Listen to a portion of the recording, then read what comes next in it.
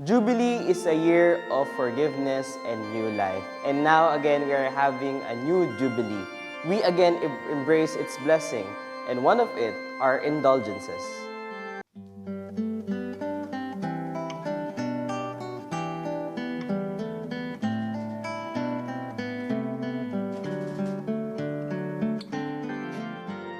Welcome to Via Catholica. I am Brother Christian Joseph Codilla, and today we are going to talk about indulgences. But first, let me have a disclaimer.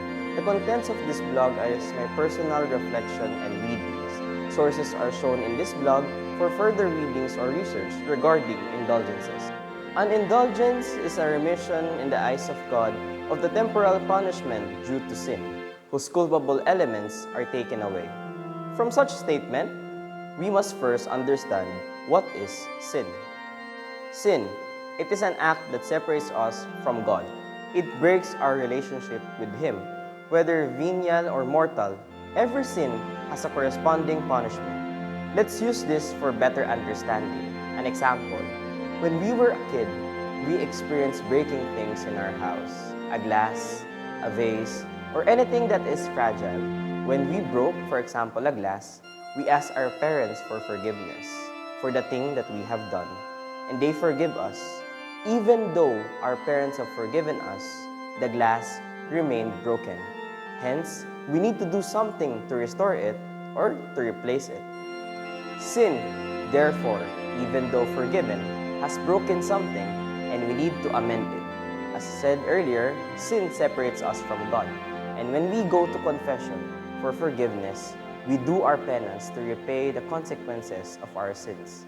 The consequences of our sins is not repaid on this life, will be repaid in the purgatory.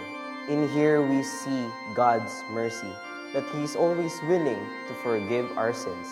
And we also see that God is just, for He gives the just consequences of our action.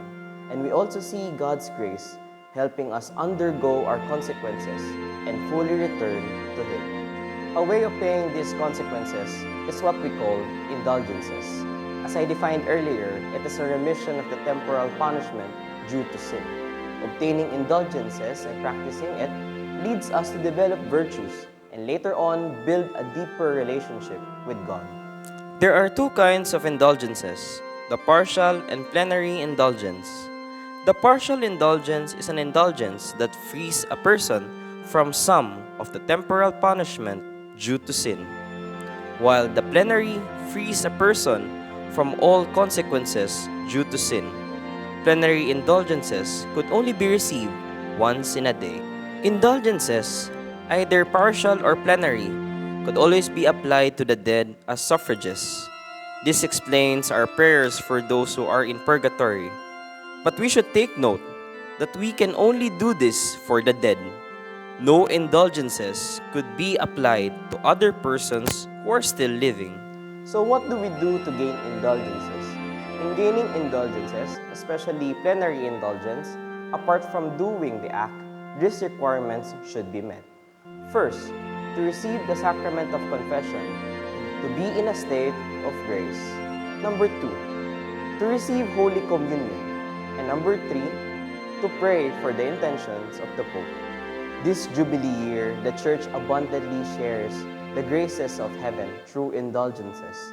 It is a great year for us to restore our relationship with God and to help our brothers and sisters in the purgatory to also achieve heaven, where we all could be one with God, who always desires us to be with Him.